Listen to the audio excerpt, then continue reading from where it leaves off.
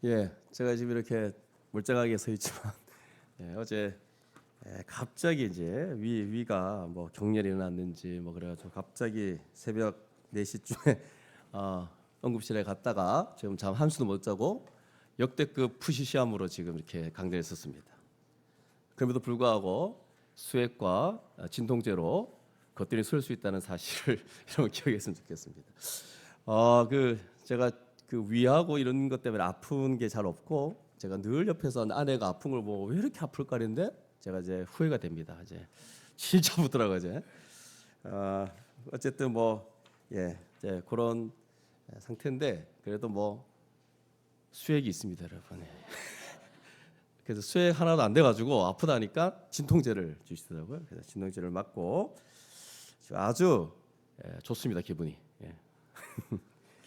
오늘 함께 말씀을 나누도록 하겠습니다. 오늘 우리 송구영신 예배 때 이제 나누었던 4장 7절을 중심으로 이 땅을 사는 이제 예수 믿는 자들을 우리들이 이제 정체성 이게 무엇인지에 대해서 함께 이제 살펴봤습니다.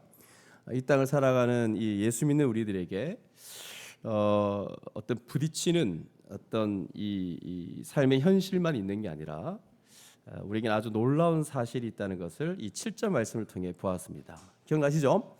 먼저 예수 믿는 자는 질그릇 같은 자들인데 이거는 이제 우리 몸을 두고 얘기한 거죠. 이 질그릇에 보배를 담은 자와 같이 우리 안에 이 보배를 가졌다는 말이었습니다. 그럼 이 보배는 뭐냐면 제가 그때 말한 것처럼 예수 그리스도의 얼굴에 있는 하나님의 영광을 아는 빛, 바로 하나님을 아는 지식이라 했습니다. 예수 그리스도 안에서 하나님을 아는 그 지식, 예수 그리스도를 소유한 것으로 얘기해도 되고 뭐 복음의 영광이라는 표현을 쓰기도 하고 뭐 어쨌든 우리는 전혀 하나님을 알지 못했던 자들이었는데 이 질그릇 같은 몸에 하나님을 담은 거죠. 지닌 거죠. 또한 예수 그리스도를 지닌 어마어마한 보배를 가진 그런 존재라는 거. 바로 여러분 우리는 그런 자입니다. 그런데 이것으로 끝나지 않고 이 질그릇의 약함이 있는 가운데서 뭘 경험한다 했습니까? 하나님의 능력을 경험하고 또 그 능력으로 사는 것이 예수 믿는 우리들의 삶에 있다는 것을 살폈습니다. 그래서 우리는 이제 이 모든 약함을 불평거리로 가질 것이 아니라 오히려 바울처럼 우리의 약함이 오히려 자랑거리가 될 수 있다는 겁니다. 왜냐하면 우리가 약할 때에 하나님의 능력이 우리 안에서 나타나는 것을 바울은 경험했기 때문에 이제 그렇다라고 얘기했죠. 그야말로 예수 그리스도를 더 체험적으로 알고 또 그의 능력을 경험하는 시간이기 때문에 오히려 약할 때 오히려 약한 것들이 우리들에게 득이 된다는 말이에요. 그리고 또 자랑할 수 있다는 것입니다. 그래서 그리스도인의 존재와 삶은 이런 사실 때문에 불신자와는 너무나 다른 아주 특이하고 귀한 그런 인생을 우리는 살아갑니다. 그 사실을 7절에서 우리가 서론적으로 우리가 성공행신에 대해 제가 말씀을 나눈 것인데 이제 그 뒤쪽에 보면 이제 8절, 9절, 10절까지 보시면 이제 그 특이한 그리스도인의 삶에 대해서 우리가 좀 더 구체적으로 8절 이하에서 좀 말하고 있는데 제가 이제 성공행신 예배 때는 그냥 이렇게 뭉뚱이로 넘어갔죠. 그래서 먼저 8절과 9절에서 보시면 우리가 이제 봉독했잖아요. 여기 보면 제가 물을 좀 마시겠습니다. 내 쌍의 표현으로 말을 하고 있죠. 내 쌍, 뭐 어떻게 하는데 뭐 안 되고 어떻게 하는데 안 되고 이렇게 4개가 있습니다. 그리고 10절 이렇게 있고 11절, 12절, 13절도 하고 싶으면 오늘 하지 않고 14절, 9절을 가지고 할 텐데 이렇게 8절, 9절은 이렇게 한 묶음으로 또 10절, 12, 12, 14, 14까지 쭉 연결해서 얘기를 하고 있는데 특별히 7절에 이어서 구체적인 설명을 하고 있는 이 8절과 9절 이거를 대부분 이제 예수 믿는 사람 우리들이 열거든 내용으로 그냥 쫄고 내려갑니다. 하나의 묶음으로 처리를 하는 경우가 있는데 여기에 언급된 내용들을 우리가 좀 구체적으로 한번 생각해 볼 필요가 있습니다. 바로 7절에서 말한 이런 사실이 구체적으로 지금 그리스도인의 다양한 경험들 속에 갖게 되는 내용들이거든요. 그래서 그런 의미에서 우리의 삶의 경험을 한번 이 말씀에 좀 비춰보며 우리가 이런 것들이 있지라고 좀 생각해 볼 필요가 있더라는 겁니다. 그래서 여기 언급된 8절과 9절 이런 내용들 바로 바울이 자신을 질그릇으로 인식하며 자신이 겪는 그 어려움, 그 고난, 그 역경들을 지금 표현하고 있는 내용들입니다. 그래서 이것도 동일하게 우리 그리스도인에게 적용되는 그런 내용입니다. 자, 그런데 이제 7절에서 말한 것처럼 그런 가운데도 뭘 경험합니까? 하나님의 능력을 경험하는 삶을 살아간다라고 말하고 있죠. 이게 아주 특이한 예수 믿는 자에게 주어진 사실입니다. 자, 그러면 구체적으로 우리가 생각해 보기를 원하는데 8절과 9절에서 보면 이러이러하여도 아니하며 이런 표현, 이런 패턴의 표현들이 있습니다. 그럼 이런 삶을 산다는 거 한번 생각해 보십시오. 이게 너무 특이한 거죠. 그래서 이런 내용을 보게 될 때 굉장히 우리의 삶이 역설적이다라는 것을 알게 됩니다. 이것이 질그릇 같은 우리들이 하나님을 아는 지식, 예수 그리스도를 담고 있기 때문에 이런 경험을 하는 거거든요. 그러면 구체적으로 어떤 삶을 말하는지를 우리 한번 좀 살펴보기로 하는데 바울은 보배를 가진 질그릇 같은 자신이 뭐라고 말합니까? 사방으로 우겨쌈을 당한다. 한 방도 아닙니다. 두 방도 아니고 세 방이 사방. 또 답답한 일을 당하고 박해를 받고 거꾸리뜸을 당하였다. 이 얘기를 좀 하고 있습니다. 그럼 여러분 먼저 연약한 그릇으로 말하는 자신이 사방으로 우겨쌈을 당했다 말하고 있거든요. 그럼 여러분 여기 우겨쌈이 뭡니까? 우겨쌈. 뭐 쌈 종류입니까? 쌈? 우겨쌈으로 말하는 거는 이런 뜻이에요. 갇히거나 눌리는 개념. 무거운 압력이 가해지는 개념. 그러니까 무거운 압력이 있는 거는 문자적으로 뜻하는 거예요. 그러니까 바울은 사방으로 이 말은 모든 면이라는 의미로 말할 수 있죠. 그 모든 면에서 이런 경험을 했다라고 얘기하고 있는 겁니다. 그러니까 한마디로 무거운 압력을 느끼고 있었던 겁니다. 마음이 심히 눌리고 있는 예수 믿는 자라도 우리가 이 땅을 살아가는 가운데 충분히 이런 경험을 할 수 있습니다. 그런 경험할 때가 있죠. 막 눌리는 거예요. 막 사방으로. 근데 중요한 것은 그 다음입니다. 눌리고 압력을 받는 게 예수 믿는 사람의 전부이냐라고 했을 때 답은 알고 있죠. 그렇지 않다는 거예요. 이걸 지금 언급하고 있는데 그 다음이 중요합니다. 그리했을 때 그럼 우리는 그게 전부가 아닌 그 다음을 경험하느냐라는 것을 생각해 봐야 되겠죠. 사방의 우여쌈을 당하는 그 가운데 하나님의 능력을 경험하는 게 예수 믿는 자들, 바로 우리들의 얘기거든요. 그래서 바울은 하나님의 그 영광의 복음을 가진 질그릇, 곧 연약한 그릇인 자신은 비록 이렇게 마음이 눌리고 무거운 압력을 느끼는 것을 사방 모든 면에서 경험했지만 오히려 뭐라고 되어 있습니까? 쌓이지 아니했다 이렇게 얘기합니다. 쌓이지 아니했다. 여기 쌓이다라는 말은 앞에서 말한 우겨쌈으로 말하는 것보다 더 센 말이에요. 그러니까 이 쌓이다는 개념은 매우 비좁은 장소 또는 어스러짐, 찌그러짐 이런 뜻입니다. 결국 무거운 압력을 느끼고 마음이 심히 눌렸지만 어떻게 된다고요? 쓰러지지는 않는다 이 말이에요. 그러니까 짓눌려서 밀리지 않는다 이 말이에요. 물론 7절 하반절에서 말한 대로 하나님의 능력으로 그런 경험을 하고 있다라고 얘기했죠. 그러면 어떤 사람들 가운데는 이에 대해서 어떤 사람들 중에는 아니 하나님의 능력이 나타나서 경험한 것이라고 말하고 있는데 그러면 대답이 우겨쌈을 당하여도 하나님의 능력으로 우겨쌈을 당하는 그 조건에서 벗어났다 뭐 이런 얘기가 나와야지 거기서 뭐 찌그러지지 않았다, 으스러지지 않았다, 짓눌려 밀리지 않았다라고 이런 뜻으로 말하는 게 뭐냐, 이게 무슨 하나님의 능력이냐라고 반문할 수도 있을 것 같아요. 물론 사도 바울의 인생 전체 중에 경험을 보면 막 극적으로 살아나는 경우도 있습니다. 우리가 말하는 드라마틱한 하나님의 역사하심을 경험할 때도 있습니다. 하나님께서 그가 죽은 것 같은 상황인데 막 거기서 살아나게 하시는 경우도 있어요. 그러나 여기서 바울이 이런 표현을 한 것에는 고린도후서가 기록된 배경이 있습니다. 굳이 이런 언급을 하는데 배경이 있겠죠. 여러분, 이 고린도전서 같은 데 보면 바울이 고난을 겪은 많은 그런 기록들이 나와요.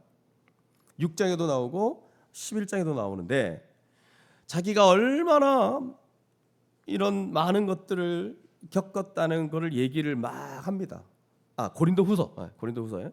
그러다가 12장에 가서 이제 우리가 잘 알고 있듯이 자신의 약함을 자랑합니다. 약할 때 그리스도의 능력으로 강해진다, 그 얘기를 한 거예요. 그러니까 뭘 강조하냐면 자기의 약함을 되게 강조합니다. 그래가지고 고린도후서 12장에서는 어떤 내용이냐면 하나님의 능력에 대한 오해를, 그 당시 이렇게 많은 사람들이 잘못된 오해를 갖고 있었는데 그걸 꺾는 내용이에요. 흔히 우리들 생각에는 이 약함에 대한 개념을 이제 우리들이 생각하는 이 약함에 대한 개념이 잘못되어 있습니다. 그러니까 수정시켜줘야 돼요. 그러니까 그 당시에도 뭔가 잘못되어 있었던 거죠. 특별히 당대에 이 고린도 교회 사람들에게 부정적인 영향을 미치는 그 당시 교묘히 들어와 있는 거짓 교사들이 있었거든요. 근데 이 거짓 교사들이 고린도 교회에 어떤 걸 계속 퍼뜨렸냐면 일종의 값싼 승리주의를 주장했어요. 이런 승리주의가 정확하게 모르지만 하여튼 그냥 들으시면 압니다. 그러니까 그런 것들을 이제 바울은 경계하면서 자신이 그동안 경험했던 그 경험을 토대로 하나님의 능력이 어떻게 나타나는지를 설명하고 있는 거예요. 그래서 이 본문과 같은 경험을 말할 때 고린도 교회 성도들에게 영향을 미치고 있었던 이 거짓 교사들의 승리주의를 거슬러 바울이 말하고자 했던 것이 여기에 다분히 지금 담겨 있다는 거죠. 그럼 당시 거짓 교사들은 고린도 교회 성도들에게 어떻게 말했냐, 어떻게 뭔가를 잘못 가르쳤냐니까 새롭고 높은 차원의 종교적인 체험을 말하면서 자꾸 이걸 가지고 그리스도의 삶의 능력과 승리를 얘기했다는 거예요. 그러니까 뭐냐면 더 새롭고 높은 차원의 종교적 체험을 하는 것이 능력이다, 이 얘기를 하면서 어떤 신적인 능력을 경험하면서 갖는 체험으로 인해서 어떤 인생의 문제와 어려움을 이기고 나갈 수 있다, 이거를 승리로 얘기하는 그런 가르침이 있었다는 겁니다. 그러면서 결국은 그런 논지를 펼칠 때 마치 이거예요. 그리스도에게는 바울이 경험한 것 같은 것이 없어야 한다는 논지가 깔려 있는 거예요. 바울같이 이런 8절과 9절 같은 경험을 하는 것은 그리스도인의 삶에서 이게 없어야 된다는 거예요. 그 당시도 그랬지만 지금도 그런 논리를 펼치면서 값싼 승리주의를 말하는 사람들이 교회 안에 제법 있습니다. 지금도 그런 가르침이 우리에게 많이 있어요. 은근히. 어떤 거냐면 그리스도인이 고난을 겪고 여러 약한 것들을 경험하는 것을 마치 실패한 것처럼 말합니다. 저도 사역할 때 제가 몸이 많이 아프거든요. 그래서 맨날 그 중이염에 뭔가 그러면 목사가 말이야, 기도 어디 목사 기도를 왜 안 해? 기도를 안 하네. 기도하면 나아야지. 이런 식으로 이제 약간 좀 믿음이 좀 이렇게 부족한 것처럼 얘기해요. 뭐 어떤 문제가 생길 때 문제가 팍팍 해결돼야 되고 이렇던. 그러니까 그리스도인이 고난을 겪고 여러 약함들을 경험하는 것을 마치 실패한 것처럼 생각해요.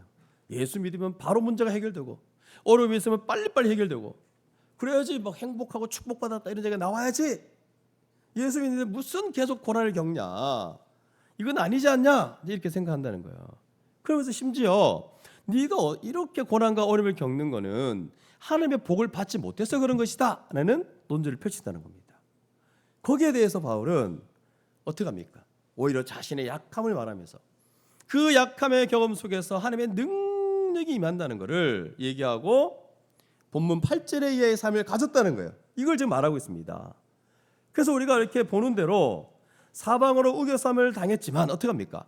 그 짓눌림에서 벗어나 홀가분함으로 승리의 삶을 살았다 말하지 않고 짓눌림으로 끝나지 않았다, 이 얘기합니다.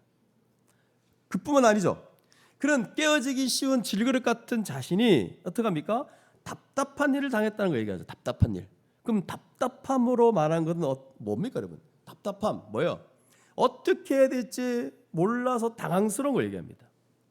여러분들도 예수 믿는 자로 살면서 때때로 어떻게 해야 될지, 무엇을 해야 할지 당황스러운 그런 삶의 경험들을 많이 해봤을 겁니다. 특히 갑작스러운 상황과 문제가 해결되지 않고 이 상황이 계속 되어질 때 우리는 더욱더 이 상황 앞에 당황하고 요동하는 경험을 할 겁니다. 크게 마음이 막 요동하는 걸 경험했을 거예요. 근데 보시면 여러분, 바울은 여기서 그러했지만 어떻다고 안 합니까? 그런 상황에서 낙심하지 않았다는 거예요. 그럼 여기 낙심한다는 말은 답답한 일을 당했다는 말과 같은 어근을 써서 마지막까지 답답함을 당하지 아니했다, 이런 뜻이에요. 그러니까 마지막까지 완전히 무너질 정도로 답답한 일을 당하지 않았다, 이 얘기입니다. 그러니까 이 말은 절망에 빠지지 않았다, 이 말이에요. 이렇게 바울은 그와 같은 일이 하나님의 능력을 입게 된 것이라고 말하고 있죠. 어떻게 해야 할지 모르는 상황에서, 어떻게 해야 될지 모르는 상황에서 모든 상황이 전적으로 바뀌는 어떤 일이 일어났다고 말하지 않죠. 오히려 질그릇 같은 자신이 그 당황스러운 상황에서 낙심할 수밖에 없었지만 하나님의 능력으로 마지막까지 답답한 일을 당하지 않고 절망에 빠지지 않는 그 경험을 했다, 이 얘기를 하고 있습니다. 여러분, 이게 그리스도의 삶의 경험입니다. 먼저 이거를 아셔야 되겠죠. 근데 우리는 보통 그냥 이렇게 팍 점프해가지고 하나님의 어떤 궁극적인 승리, 모든 상황을 새롭게 하는 그런 완벽한 뭔가를 문제가 확 해결되는 이거를 너무 우리가 생각하고 있어요. 이건 다 이런 기복신앙이 만연되어 있기 때문에 가지는 생각들이에요. 문제 해결에 초점을 둬서 그래요. 만약에 그렇게 가시면 다른 종교와 다를 바가 없다는 겁니다. 이런 거죠. 예수 믿어서 기도했더만 탁 해결됐다, 뭐가 탁 나왔다는 거예요. 물론 이렇게 말하면 그럼 기도 응답 없어야 됩니까? 있어야 되죠. 올해도 얼마나 기도 응답이 있었습니까? 이소로, 단적이죠. 이소로. 맨날 밤에 막 울고 부둥켜 안고 우리 막 그러는데 기도하면서 탁 나왔잖아요. 기도 응답이 없어야 된다는 말이 아니야. 근데 온통 초점이 그쪽으로 가 있다? 그런 게 아니라 이런 것만 하나님의 능력으로 생각한다는 거예요. 이런 것만, 문제 해결, 이런 것만.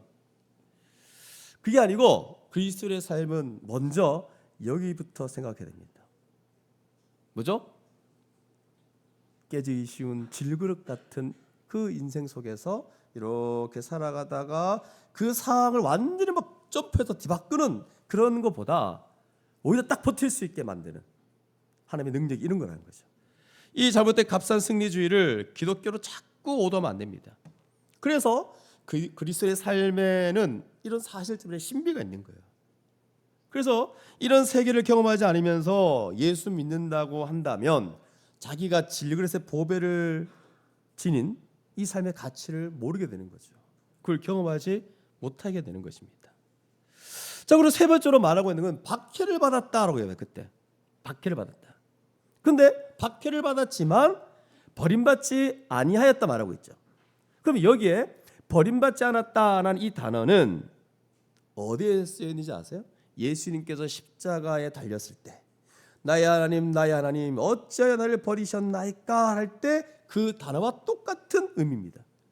예수님의 모습과 연결해서 여기 바울의 경험, 즉 우리 그리스도인의 경험을 생각하면 이건 놀라운 경험입니다. 왜냐하면 예수님은 우리의 죄를 짊어지고 버림받으셨어요. 이것은 우리의 삶에서도 버림받지 않는다는 걸 얘기하고 있는데, 우리의 죄를 짊어지고 예수의 버림받음으로 이건 우리 궁극적인 근본적인 것까지도 버림받지 않는다는 말이지만 우리의 삶에서도 버림받지 않는다는 거예요. 흔히 박해를 받을 때 일반적으로 누구한테 이렇게 버림받죠? 사람들로부터 버림을 받는 경험을 합니다. 그래서 바울은 디모데후서 4장에 보면 자신이 고난 당할 때 자기와 함께한 자가 하나도 없었다, 나를 버렸다, 이렇게 말하거든요. 그런데 그렇게 할 때 하나님으로부터 버림받지 않았어요. 그렇지 않습니까? 그러나 예수 그리스도를 생각해 보십시오. 예수 그리스도는 우리의 죄를 지고 십자가에 달리실 때에 사람들에게 뿐만 아니라 하나님께 버림받았어요. 둘 다 버림받았어요. 여러분, 여기 우리들이 박해받을 때 그런 삶을 경험하면서 하나님으로부터 버림받지 않는다는 것을 우리가 예수 그리스도의 경험과 연결해서 생각해 봐야 됩니다. 그분은 우리의 죄를 지심으로 하나님께 버림받으셨지만 예수를 닮은 질그리신 우리는 이 땅에 살면서도 하나님께 버림받지 않는다는 사실입니다. 이게 놀라운 사실이에요. 좀 더 구체로 보시면 디모데후서 4장 16절 보시면 한번 찾아볼까요? 디모데후서 4장 16절.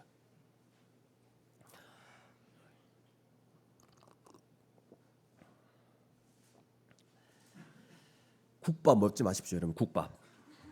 어제 요일은 국밥이었습니다. 디모데후서 4장 16절 같이 한번 읽겠습니다. 시작. 내가 처음 변명할 때에 나와 함께한 자가 하나도 없고 다 나를 버렸으나 그들에게 허물을 돌리지 않기를 원하노라. 주께서 내 곁에 서서 나에게 힘을 주심은 여기까지 할까요? 사람들은 박해받을 다 버렸어요. 근데 주님은 반대로 그와 함께 하시죠. 그를 버리지 않았습니다. 그러면서 이제 그 뒤쪽에 보면 디모데후서 4장 18절을 보십시오. 이것도 한번 같이 읽어보겠습니다. 시작. 주께서 나를 모든 악한 일에서 건져내시고 또 그의 천국에 들어가도록 구원하시니 그에게 영광이 세세 무궁토록 있을지어다. 아멘. 이게 바로 우리 그리스도인의 삶에 있는 거예요. 우리는 하나님께 버림받지 않습니다. 예수는 버림받는 경험을 하셨지만 우리는 버림받지 않는다는 거예요. 이게 저와 여러분의 삶에 있다는 놀라운 사실이죠. 이걸 여러분 잊지 마셔야 됩니다. 그런데 또한 바울은 마지막 우리 그리스도인들은 어떻게 말합니까? 거꾸로 뜨림을 당하여도 어떻게 말하죠? 망하지 아니한다 이렇게 말하고 있습니다. 자기가 지금 그렇다는 거예요. 그럼 여기 거꾸로 뜨림을 당한다는 것은 이게 흔한 표현이 아니래요. 무슨 표현이냐면 쓰러뜨려지는 것을 말하는데 이게 주로 무기에 의해서 쓰러뜨려지는 걸 얘기한대요. 또한 이게 뭐냐면 괴롭힘 당하는 걸 뜻한대요.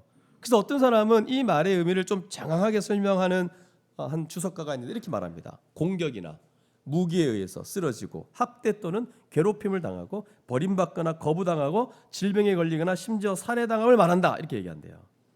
그 실제로 바울은 육체적인 폭력을 당해서 쓰러지는 경험을 한 사람입니다. 그러나 그는 하나님의 능력으로 그런 경험 속에서도 어떻게 한다고요? 망하지 않았다 이 말이에요. 그럼 여기 망한다라고 말하는 것은 완전히 죽음을 선언하다, 소멸하다, 완전히 파멸하다라는 뜻인데 바울은 자신이 육체적인 폭력을 당해 쓰러져도 자신은 하나님의 능력으로 완전히 죽거나 소멸되는 일이 없다 이 말이에요. 소멸되지 않는 이런 특이한 경험을 했다는 겁니다. 당연히 죽어야 될 상황이었는데 그런데 그렇지 않았다 이 말이에요. 여러분 생각해 보십시오. 바울이 경험했다고 한 앞에 말한 내용들 쭉 4가지 한번 생각해 보십시오. 특히 깨지기 쉬운 질그릇으로 말하는 것과 연결해서 지금 이런 경험을 했다는 걸 생각해 보십시오.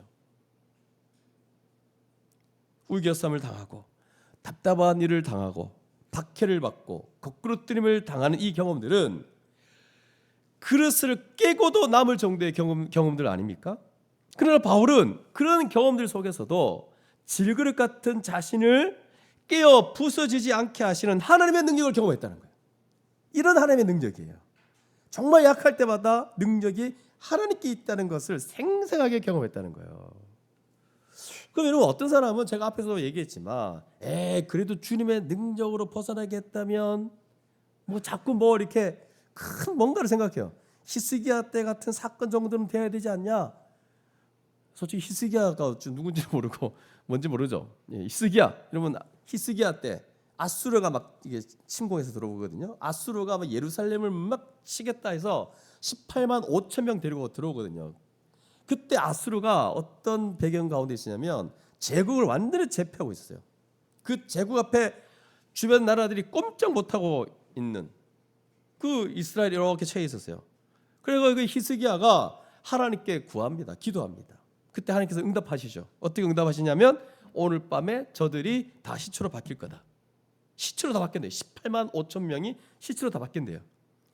그러면 여러분 우리가 생각하는 하나님의 능력 이러면 이 정도는 돼야지 진짜 하룻밤 사이에 18만 5천 명이 시체가 됩니다. 누가 이게 싸운 것도 아니고 하나님이 사자를 통해서 다 전멸시킨 거예요. 그래가지고 그 아수르의 그 왕이죠 사례들이니 사례가 들려가지고 너무 놀래가지고 뭐 겨우 살아서 돌아갑니다. 그것 때문에 아수르의 역사 속에서 권력을 놓치게 되는, 실권한다 그러죠. 놓치게 됩니다. 그럼 이러면 하나님의 능력, 그러면 이 정도는 돼야지라고 자꾸 그림을 이렇게 그립니다. 이미지를. 그래서 바울이 말하는 이런 경험들은 하나님의 능력으로 생각이 되지 않는 거예요. 근데 바울은 여기서 계속 질그릇을 자꾸 상기시키죠. 바울은 질그릇처럼 부서져야 되는데 부서지지 않고 계속 이 땅 가운데 신앙과 삶을 가지고 주의를 하면서 살아가는 것, 이것이 이건 내 능력이 아니라 하나님의 능력으로 이런 걸 경험하고 있다. 그 하나님의 능력으로 내가 이런 삶을 살고 있다. 바울이 이 얘기를 하는 거예요. 우리가 그저 세상적인 관점이나 내가 원하는 어떤 욕구 차원에서 생각을 하면 여기 뭐 했으나 그러나 아니하고 나는 이런 경험은 그게 무슨 하나님의 능력이냐, 그게 무슨 승리냐, 뭔가 좀 시시하다 이렇게 말할 수 있습니다. 그래서 오히려 세상적인 관점에서 보면 예수 믿으면서 우겨섬을 당하지 않아야 된다 이렇게 생각하는 거예요. 답답한 일 자체도 없어야 된다. 박해 같은 거 받지 말아야 된다. 거꾸로팀을 당하는 것도 없어야 된다. 그러니까 이런 것이 있는 것 자체를 자꾸 패배로 생각해요. 패배로 보일 수밖에 없는 거예요. 아니 짓누르는 이 경험 속에서 그저 어스러지지 않고 어떻게 해야 될지 모르는 당황스러운 경험 속에 절망하지 않고 또 박해를 받는 경험 속에 버림받지 않고 그 쓰러뜨림을 받는 경험 속에 완전히 소멸되지 않는 것, 이걸 승리라고 이들은 볼 수가 없는 거예요. 그냥 패배처럼 보이는 거예요. 특히 거짓 교사들이 말하는 이 능력, 승리의 기쁨을 볼 때 예수 믿으면서 갖는 이런 경험은 조금 더 승리로 보여지지 않고 오히려 실패로 보이는 거예요. 그러나 바울은 이 거짓 교사들의 이런 이 가르침에 정면으로 딱 얘기하죠. 아니다. 오히려 이게 승리하는 자가 되는 거다. 왜냐하면 여기 그러나 아니했다라고 하는 이 경험 속에는 하나님으로 말미암은 경험이라는 거죠. 그래서 이게 하나님은 어떤 분인가가 너무 중요합니다. 능력을 나타내신 하나님이 여기서 이렇게 다 끝나지 않고 하나님으로 인한 더 큰 능력으로 말미암아 최종적인 어떤 경험으로 연결되어져 있기 때문에 그렇습니다. 그래서 바울은 이게 승리다, 이게 승리다 이런 얘기를 합니다. 그러면 어떻게 연결되어 있을까? 제가 송구 영신 예배 때 이렇게 딱 스쳐 지나가듯이 말을 했는데 10절 이하에서 그걸 말하고 있어요. 그러니까 자연스럽게 연결하고 있는 거예요. 10절 이하에서 연결해서 말하는 내용인데 이게 뭐냐면 예수의 죽음을 몸에 짊어지는 경험을 하다가 이 땅에서 그렇게 하다가 또 실제 마지막 우리가 이제 나이가 들고 어느 정도 이제 주님 하나님 나라 가야 될 그 시점에 실제 죽는다 해도 하나님에 의해서 다시 살리심을 받는 그 내용을 10절 이하부터 14절까지 얘기하고 있습니다. 이 같은 사실을 먼저 바울은 10절에서 어떤 얘기를 하냐면, 여러분 10절은 앞에 8절과 9절을 요약한 말이에요.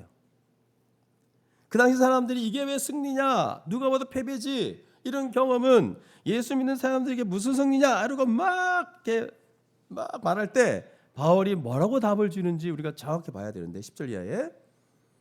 그래서 여러분 이것을 우리가 분명하게 믿지 못한다면 우리는 그저 예수 믿어도 계속 똑같은 일을 반복합니다. 왜? 눈에 보이는 게 전부인 거예요. 이 생명을 못 보니까, 뒤에 나오는 이제 주제가 생명으로 갑니다. 생명. 이 생명을 못 보니까 하나님의 능력도 안 보이는 거예요. 이 하나님의 능력은 결국 뭘로 증명이 되냐면 생명에서 증명이 됩니다. 그래서 10절부터 쭉 해서 11절, 12절, 13절, 14절까지 다 이렇게 보면 좋겠지만 오늘은 그냥 10절하고 14절 정도만 덧붙여서 좀 설명하려고 합니다. 자, 그러면 먼저 10절 앞에 8절과 9절을 요약한 표현입니다. 여기서 이렇게 말하는 거죠. 우리가 항상 예수의 죽음을 몸에 짊어지는 것 얘기하고 있죠.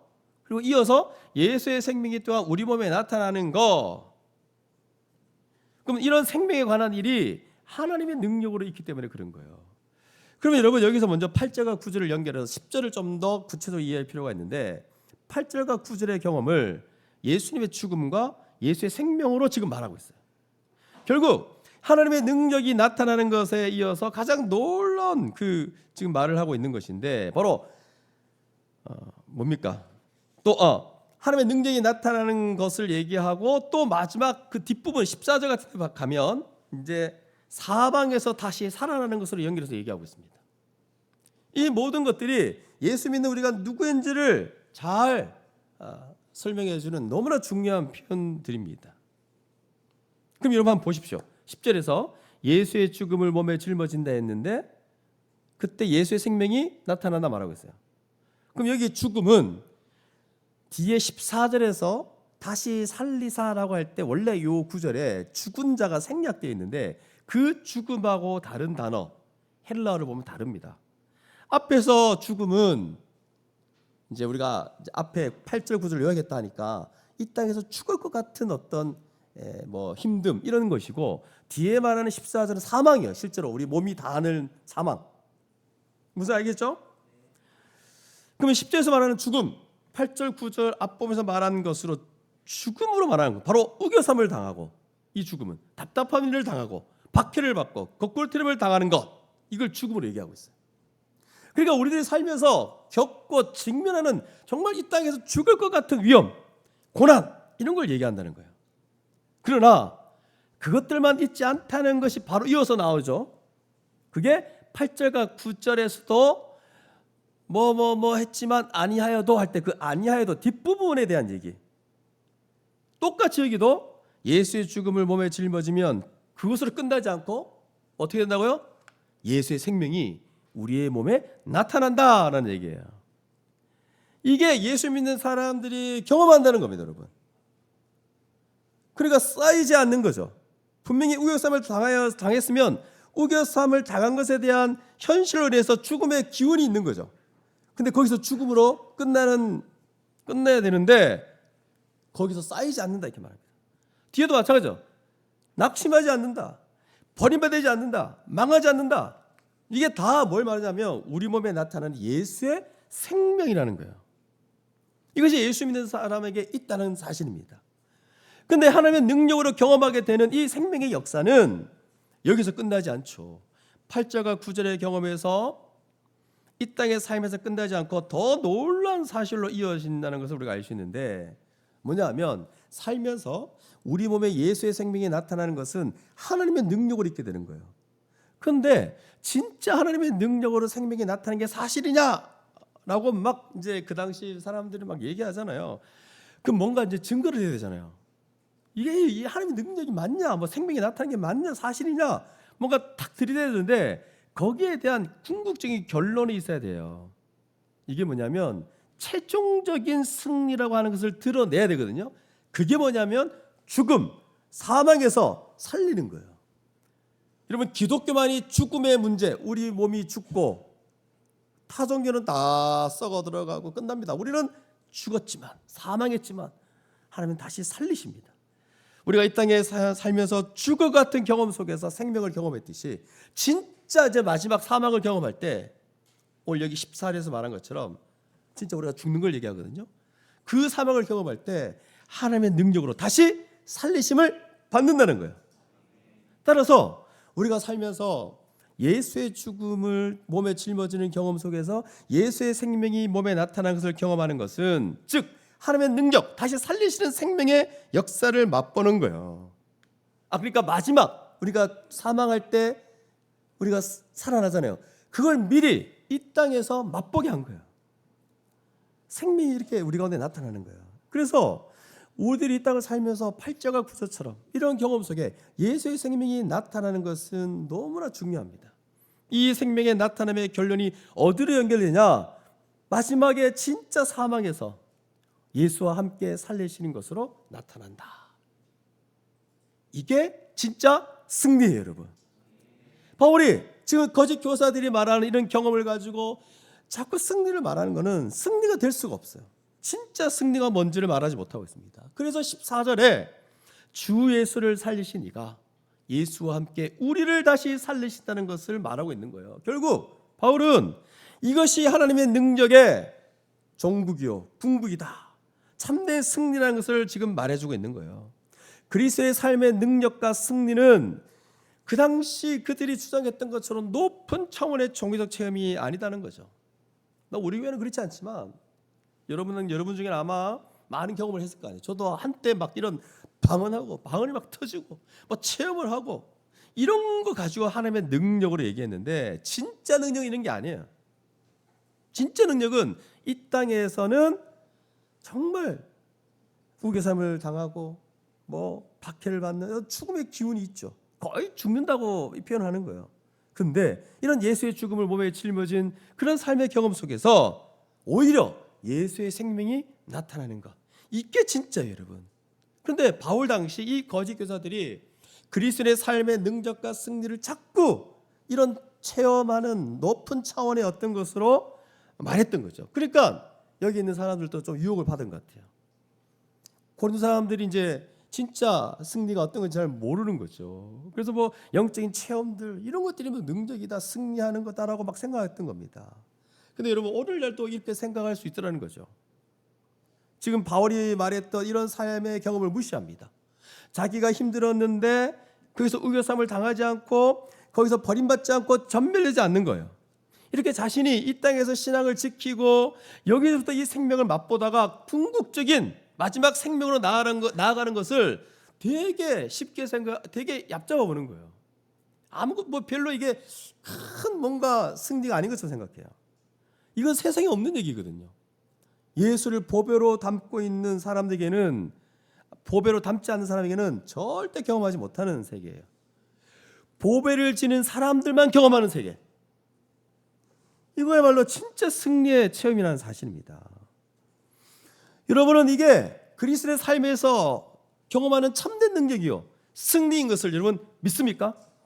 어떤 영적인 체험을 하는 게 아니라 우리가 이 땅을 살면서 고난 중에도 답답한 일을 당해도 일으켜 세우는 예수의 생명이 나타나는 것, 또 설사 우리가 마지막 죽어도 다시 살리심을 받는 것, 이게 참된 승리요 하나님의 능력의 진수라는 것을 여러분 아십니까? 여러분, 이런 생명을 모르는데 어떻게 하나님의 능력을 말할 수 있을까? 어떻게 승리를 말할 수 있을까? 하나님의 능력으로 갖게 된 이 승리는 조금 나은 정도가 아닙니다. 질그릇 같은 우리의 존재와 삶에 예수의 생명이 나타나는 거고, 그리고 마지막 궁극적으로 사망에서도 부활 생명을 경험하는 것, 다시 살리심을 받는 거예요. 그러므로 여러분, 우리는 바울처럼 깨어지기 쉬운 질그릇 같은 우리들이 이 땅을 살면서 하나님의 능력으로 깨어지지 않는 경험을 하는 것을 여러분 주목하셔야 됩니다. 이걸 가볍게 여기면 안 됩니다. 가볍게 여기지 말아야 합니다. 그러니까 이런 이해를 가지고 우리가 살아가는 삶과 환경을 바라봐야 됩니다. 그래서 이제 새로운 새해를 맞이하면서 우리에게 허락되어지는 이 새해 2026년, 우리의 이 한 해 동안 주어진 하나님 허락하신 날이에요. 이거를 그런 시각에서 봐야 됩니다. 새해는 우리의 삶의 모든 것들을 다 이 관점에서, 이 시각에서 봐야 됩니다. 자신의 인생을 그런 시각에서 봐야 되겠죠. 어떤 시각? 우욕삼을 당하고 거꾸로 트림을 당하고 많은 고난을 겪는데 거기서 끝나지 않고 그 가운데 뭐가 있다고요? 예수의 생명이 우리의 몸에 나타난다는 것을 볼 수 있어야 됩니다. 이런 삶을 살아가는 것이 우리에게 너무나 참 특이한, 그러면서 아주 고유한 삶입니다. 그래서 올해 이런 걸 경험하며 살아가는 것이 우리다움이에요, 여러분. 여러분, 성도다움이 어디에 있습니까? 성도다움은 뭡니까, 여러분? 이거예요, 이거. 예수 믿는 자다움이에요. 보배를 지는 질그릇적인 삶이 이런 거예요. 죽을 것 같은 경험 속에서도 예수의 생명이 나타나는 것이 있고, 실제 마지막 사망에서도 살리심을 받는 생명의 역사가 있는 것. 이 내용은 다른 어떤 것에서 말할 수도 없는, 다른 어떤 것에서 가질 수 없는 내용이에요. 보배를 닮은 질그릇인 우리들이 갖는 특별한 경험입니다. 그 약함 속에서 겪는 경험인 거죠. 바로 질그릇 같은 약함 속에서 하나님의 능력을 경험하는 특별한 경험이에요. 바로 이게 예수 믿는 우리에 대한 설명이고, 예수 믿는 우리들의 삶 속에 있는 신비입니다.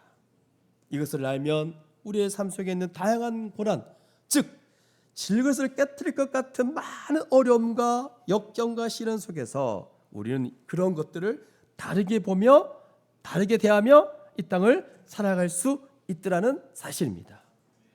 죽을 것 같은 건데 오히려 그런 경험 속에서 하나님의 능력을 경험하고 예수의 생명을 경험하는 그런 시간들이 우리 가운데 있는 것이고 그런 기회들이 우리 가운데 있는 거예요. 그 시각에서 우리가 새로 2026년에 일어난 일들에 대해서 달리 볼 수 있는 우리 모두가 될 수 있기를 바랍니다. 그런데 바울은 그런 경험을 할 때 자기를 의지하지 않고 전적으로 하나님을 의지함으로써 더욱더 그것을 선명하게 경험했다는 것을 고백합니다. 물론 이게 어디 있습니까?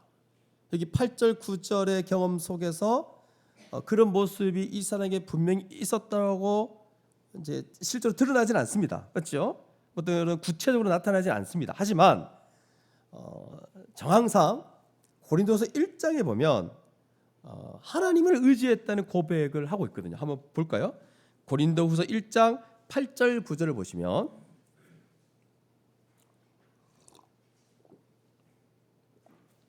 그 8절 후반절부터 쭉 읽어보면 자기와 함께했던 일행이 뭐라고 말하냐면 힘의 격도로 심한 고난을 당하며 살 소망까지 끊어지고 사형 선고받은 것 같은 것을 경험한 것을 말한 후에 그 경험 속에서 자신들이 배워서 가진 걸 말하는데 그게 뭐냐면 9절 하반절입니다. 이는 우리로 자기를 의지하지 말고 오직 죽은 자를 다시 살리시는 하나님을 의지하게 하심이라 라고 되어 있어요. 그러므로 여러분 마치 8절과 9절의 앞부분에 말하는 것을 경험했을 때 여러분 실은 바울이 그냥 가만히 있지 않았던 거죠.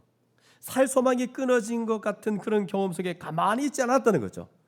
8절 9절에는 나와 있지 않지만 오히려 아무것도 하지 않는 가운데 뭔가 자동적으로 뒷부분의 경험이 있었다는 걸 말하지 않죠. 뭐냐면 1장 이 8절 9절을 근거로 해서 바울은 그런 가정 속에 어떻게 했을까요? 그는 자기를 의지하지 않고 오직 죽은 자를 살리시는 하나님만 의지했다는 것을 1장의 말씀을 토대로 알 수 있습니다. 자동으로 이렇게 되지는 않습니다, 여러분. 맞죠? 물론 그렇게 하나님을 의지한다는 것은 결국 뭘로 표현할 수 있을까요? 기도로 표현할 수 있다는 겁니다. 그러면 여러분 우리 앞에 펼쳐지는 삶을 한번 이런 것과 연결해서 한번 생각해 보십시오. 지금 여러분에게 이 성구 영신 예배 때 들은 이 말씀, 이 고린도후서 4장 7절의 말씀, 또 제가 앞서 지금까지 말했던 이 말씀과 연결해서 여러분에게 허락되는 인생을 한번 생각해 보십시오. 금년 올해 이 1년의 시간 52주의 시간을 생각해 보십시오. 여러분들 중에 어떤 사람은 이제 이런 말씀의 내용을 들어도 그냥 듣고 끝나는 사람이 있을 수 있고, 맞죠? 수없이 많은 설교를 들어도 그냥 귀에 들어오다가 딱 멈추는, 머리 생각까지 가지 않는, 그리고 또 어떤 사람은 머릿속에서만 판단만 하고 결국 움직이지 않는, 전혀 믿음의 던짐 이런 것들이 없을 수 있죠.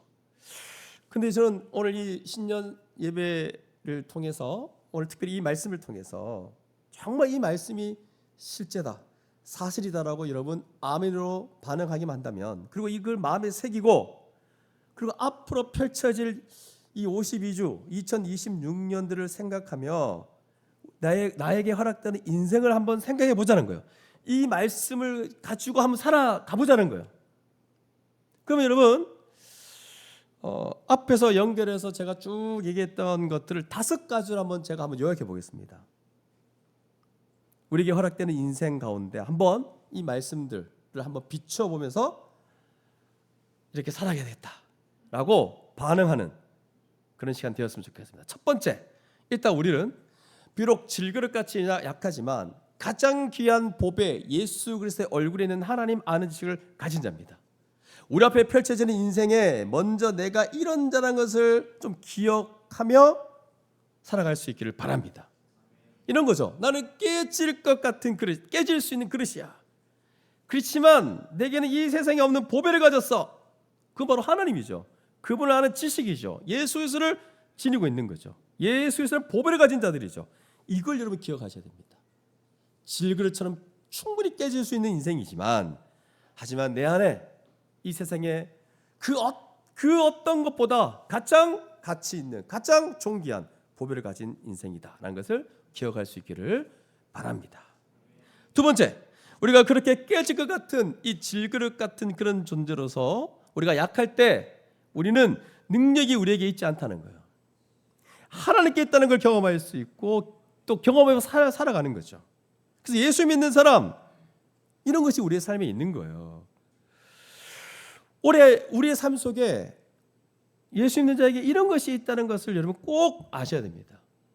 이 말은 설사 우겨삼을 당하고, 여러분 지금 우겨삼을 당하는 상황에서 막 답답한 일 당하고 다 있어요. 지금 맞죠? 올해도 있을 겁니다. 또 박해를 받고 거꾸로 뛰름을 당해도 그저 그것으로 끝나지 않는 그 예수 믿는 자에게만 주어진 그 신비를, 그 신비한 은혜, 그 하나님의 능력을 예수의 생명이 나타나는 것으로 반드시 우리는 경험하게 될 것입니다. 그게 우리 안에 있다는 것을 잊지 않았으면 좋겠습니다. 다음 세 번째, 이런 걸 통해서 이제 그렇게 생명으로 역사하는 하나님께서 우리에게 이제 마지막 사망이 역사하는 그런 때에도, 실제로 사망에 이르는 그런 순간에도 예수를 죽은 자 가운데서 일으키셨듯이 우리를 다시 살리실 것을 우리는 분명히 인지하고 또 그렇게 될 거라는 사실을 붙잡으면 좋겠습니다. 한 해 동안 살면서 우리가 사망이 역사하는 것 같고 죽을 것 같은 예수의 죽음을 몸에 짊어진 것 같은 경험을 할 때에 거기에 예수의 생명이 나타난 것을 경험한다는 거죠. 그리고 그걸 넘어서서 마지막 사망에서도 다시 살리시는 일이 있다는 것을 믿음으로 볼 수 있기를 바랍니다. 네 번째는 여러 약함들을 경험할 때, 여기 8절과 9절 앞부분 같은 경험을 할 때 이렇게 예수의 생명이 역사하도록 나타나도록, 그리고 심지어 사망에서 다시 살리시는 하나님이 계시다는 것을 기억하고, 바울이 취한 게 뭡니까 여러분? 전적으로 자신을 의지하지 않고 전적으로 주를 의지하라는 거예요. 나를 의지하고 내 방법에 의존하지 말고 예수 그리스도를 죽음에서 일으키신 하나님을 의지하라는 거예요. 여러분, 올 한 해 이거 꼭 기억하십시오. 자기의 방법, 자기의 생각, 자기의 효율적 사고, 하나님의 어리석음, 하나님의 그런 어리석음과 비교도 안 됩니다. 여러분, 하나님만을 의지해야 됩니다. 우리의 삶 속에 이걸 갖고 와야 됩니다. 여러분, 이제 시작하는 이 한 주, 아직도 그 우매한 자신의 그 머리를 의지합니까? 아직도 연약한 아주 힘이 없는 자신을 의지합니까? 내 방법에 의존하지 말고 하나님만을 의지할 수 있기를 바랍니다. 그럼 마지막, 그런 가운데 하나님께서 자신의 능력으로 8절과 9절 앞부분에서 또 뒷부분으로 가죠. 우겨삼을 당했는데 그렇지 않고, 박해를 받는데 버림받지 않고, 이런 경험을 할 때 여러분들이 꼭 한 가지 기억할 게 뭐냐면, 그와 같은 생명의 역사를 또 마지막 사망에서도 행할 것이라는 것이 항상 연결되어 있습니다. 그래서 바울이 이걸 승리라고 하는 거거든요. 여러분, 우리가 가지는 이 승리의 개념은 이거 다 값싼 승리주의자에서 들어온 거, 이 교회 안에도 이런 게 많이 들어와서 제가 앞에서 계속 말했지만 상황이 완전히 없는 거, 그러니까 이 땅에 우리가 고난받고 어려움이 있는 것 자체를 실패라고 생각해요. 이게 너 인생 어떻게 승리가 이런 거냐라고 보거든요. 근데 여러분, 우리는 이 땅에서 이런 우겨삼, 박해 이런 걸 겪지만 계속 생명의 역사들이 나타납니다. 예수의 생명이 나타납니다. 이걸 현재 진행형으로 말하고 있어요. 무슨 얘기냐? 현재 진행이라는 것은 현재 이렇게 되고 마지막까지 가는 거예요. 쭉 뒤에까지 가는 거예요. 예수의 생명이 마지막 사망에서 나타난 것과 같이 연결해서 가는 겁니다.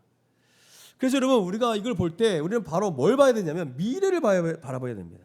예수의 생명이 지금 나타난 것은 예수와 함께 사망에서 다시 일으키신다는 것을 보고, 거기에 대한 마지막 하나님이 죽은 자를 살리실 거라는 그 중요한 증거가 이 땅에서 생명이 나타나는 거예요. 그래서 여러분, 이 땅에서 생명이 나타난 것이 그대로 연결돼서 마지막 사망에서 하나님이 살리실 것까지 계속 바라보는 겁니다. 이게 예수 믿는 사람들에게 있는 관점입니다. 질그릇 같은 우리의 존재와 삶을 놓고 보면 너무나 신비한 세계예요. 그 누구도 경험하지 않는. 여러분, 바울이 이제 고린도 교회 성도들에게 이 고린도후서 편지를 쭉 쓰고 나서 마지막 끝부분에 가서 마무리하면서 이런 말을 합니다. 한번 찾아볼까요? 고린도후서 마지막 부분 보십시오. 고린도후서 이제 마지막 어디 있죠? 13장. 그냥 제가 읽어드릴게요. 이렇게 말합니다. 그리스도께서 약하심으로 십자가에 못 박히셨으나 하나님의 능력으로 살아계시니 우리도 그 안에서 약하나 하나님의 능력으로 그와 함께 살리라 이렇게 돼 있어요. 여러분, 그리스도께서 약하심으로 십자가에 달려 못 박혔을 때 하나님께서 그의 능력으로 거기서 끝내지 않았어요. 그걸 넘어서서 그를 다시 살리셨듯이 우리도 똑같습니다. 우리는 약하지만 하나님의 능력으로 그와 함께 살게 될 겁니다. 우리는 그것을 예수의 죽음을 몸에 짊어지고 살 때부터 계속 확인하셔야 됩니다. 그 놀라운 하나님의 능력, 생명을 일으키는 그 능력, 예수의 죽음 가운데서 살리시는 그 능력을 우리가 날마다 확인해야 된다는 사실입니다. 그러므로 이제 결론이죠. 이 땅을 살아갈 때, 올 한 해도 이 땅을 살아갈 때 여러 약한 것들에 대해서 너무 두려워하지 마시기 바랍니다. 두려움을 느끼게 하는 것들이 있긴 하겠지만 끝일 수는 없다는 것을 여러분 기억하셔야 됩니다. 사방으로 우여쌈을 당하여도, 답답한 일을 당해도 여러분 제발 두려워하지 마시기 바랍니다. 심지어 마지막 죽음까지도 두려워하지 마시기 바랍니다. 왜? 우리 가운데 보장되어 있잖아요. 소망이 있잖아요. 질그릇 같은 우리지만 하나님은 우리들이 약할 때 자신의 능력으로 우리에게 예수의 생명이 나타나는 것을 경험하게 하실 겁니다. 심지어 이 약함의 가장 결정적인 죽음에 이를 때도 자신의 능력으로 생명을 얻게 하실 것입니다. 이것이 바로 예수 믿는 자에게 주어진 그 놀라운 삶의 비밀입니다. 질그릇같이 약할 때 귀한 생명이 나타남이 있는, 또 하나님의 능력으로 죽음까지 넘어서는 이 강함이 우리에게 경험되어지는 겁니다. 이게 강함이에요. 이게 진짜 승리예요. 아니, 어떻게 이럴 수 있습니까? 죽음을 넘어서서 생명을 경험할 수 있다니요. 아니, 죽음을 넘어서서 생명을 경험한 만큼 인간이 경험할 수 있는 것 중에 가장 강함이 어디 있냐? 이거예요, 이거. 없어요, 이 땅에, 이 세상에서는. 가장 강함은 이거예요. 죽음 앞에서 사람들은 딱 꼼짝 못합니다. 여러분, 기독교만이 생명의 종교예요. 다 죽음으로 끝납니다. 모든 종교는. 근데 죽음을 넘어서는 강함인 거예요. 생명을 통해 이걸 경험하며 살아가야 되는 거예요. 우리가 이것을 알고 새롭게 허락된 이 2026년도 우리의 인생을 이런 시각으로 바라볼 수 있기를 바랍니다. 이 능력을 경험하는 시간으로 바라볼 수 있기를 바랍니다.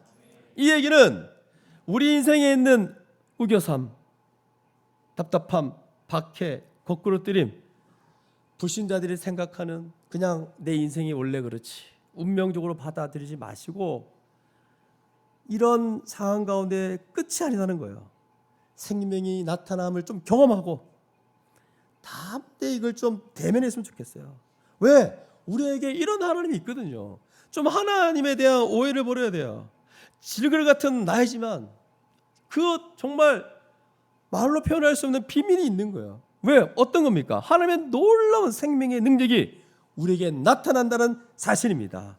이 놀라운 비밀이 우리의 인생 가운데 놓여져 있습니다. 그래서 예수의 죽음을 몸에 짊어진 것도 있긴 하지만 그게 전부가 아니라는 것. 그리고 궁극적으로 완전한 승리를 지금 얘기하고 있다는 것. 그럼 이렇게 막 말하면 에이, 그런 게 어디 있습니까? 만약에 이런 내용들을 마지막 때 사망에서 벗어난다, 또 사망이 아닌 생명으로 간다, 이런 얘기할 때 뭔 얘기잖아요. 또 이 땅에서도 예수의 생명이 나타난다, 이런 거 막 얘기할 때, 하나님의 능력이 이렇게 얘기할 때, 그런 게 어디 있습니까? 내 인생은 맨날 이런데요. 아마 본인의 어떤 경험들이 좀 안 좋았던 것 같아요. 하나님이 별로 손을 내밀지 않는 것처럼 보이고 막 그랬을 것 같아요. 근데 여러분, 만약 이 내용을 회의적으로 받아들인다거나 이러면 여러분들의 그 믿음의 수준이 그렇게밖에 안 되는 거죠. 결국 이건 믿음이 없는, 안 믿는 부분으로 가게 되고, 결국 이런 게 받아들이지 않는다면 믿음 없음에 대해서 애통하며 구하셔야 된다는 사실입니다. 여러분 절대 그럴 수 없습니다. 정말 예수 믿는 사람이라면 보배를 지닌 자인데 어떻게 그럴 수 있습니까? 그 불신자들처럼 방불한 그 반응들을 보인다거나 막 요동하고 어떻게 그러고 막, 아니 우리가 지니고 있는 보배 때문에도 절대 그럴 수 없는 자가 예수 믿는 자들이에요. 왜? 우리에게 생명이 있거든요. 이것 때문에 바울은 고린도 교회 거짓 교사들의 그런 식의 능력의 개념을 부정한 겁니다. 이 세상의 진정한 능력, 승리는 이렇게 하나님의 능력으로 죽음의 기운에서 생명이 나타나는 것으로 드러난다고 바울은 얘기하고 있잖아요. 그래서 나중에 12장 가서 약할 때 주의 능력으로 나타나는 이 생명을 오히려 자랑한다라고 얘기하잖아요. 그분을 인해서 내가 강함을 경험한다는 거예요. 그러니까 이 강함이 어디서 경험되어지냐? 죽음에서의 생명을 얻는 강함으로 이제 종결되는 거예요. 결론이 이렇게 나는 거거든요. 그래서 여러분 올 한 해 이 땅을 살아갈 때 우리는 보잘것 없습니다. 저와 여러분 진짜 보잘것없는 질그릇과 같습니다. 그런데 불신자와 다른 게 뭐가 있냐 이거죠. 뭐가 다른 게 있습니까, 여러분? 세상적인 기준으로 보면 우리가 이 보배를 가졌다는 것 때문에 이런 놀라운 삶의 경험을 하게 돼 있습니다. 뭐 세상의 기준으로 보면 아무것도 아니지만 우리는 보배를 가졌기 때문에 이런 놀라운 삶의 경험을 한다는 거죠. 근데 우리는 자꾸 어떤 생각을 하냐면 현실이 완전히 개선되는, 뭐 우리 인생에 막 특별하게 축복, 굉장한 것만 자꾸 생각해요. 뭔가 이렇게 막 상황이 바뀌고 이런 것만 하나님의 능력이 임하는 걸로, 생명이 역사하는 걸로 자꾸 생각하는데 그렇지 않습니다, 여러분. 오늘 바울이 말한 것처럼 우리는 전형적으로 질그릇에 불과한 우리들이 이 땅에서 여러 어려움을 겪는 가운데 그 어려움으로 끝나지 않는다는 거, 하나님의 능력이 임할 거라는 사실, 우리가 이것을 기억하고 올 한 해 하나님의 놀라운 능력과 생명이 나타남을 날마다 우리 눈으로 목도하고, 또 그런 하나님이 마지막까지도 보장되어 우리의 이 죽음이 생명으로 바뀔 것을, 이 보장된 이 엄청난 이 생명의 역사심을 기억하며 올 한 해 우리가 함께 손에 손 잡고, 우리 서로 손을 잡고 함께 믿음의 여정을 걸어가시기를 주님의 이름으로 축복합니다. 함께 기도하겠습니다. 함께 기도할 때 오늘은